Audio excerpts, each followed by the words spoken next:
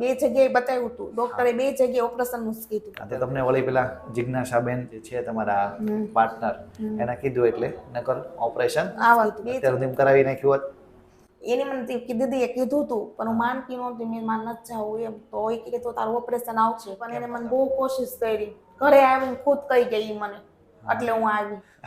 એને કમરમાંથી નસ દબાતી હતી અને બહુ વધારે તકલીફ હતી, તમને ખ્યાલ જ હશે. એ હાવ હારા છે, મને ખબર છે. એટલા માટેથી એને એમ થાય ને કે ભાઈ ના ના પાર્ટનર છે તેને લઈ જઈએ એમ.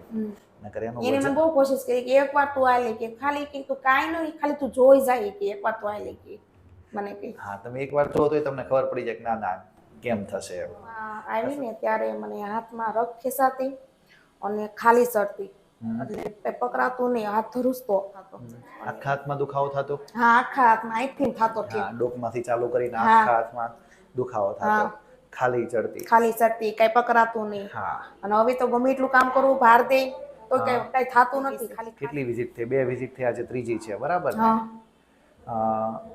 2 વિઝિટમાં દુખાવો જતો રહ્યો, ખાલી ઓછી થઈ ગઈ. દવા પીધી કોઈ જાતની? નહીં, દવા નથી પીધી, કસરતથી જ ફેર પડી ગયો મને.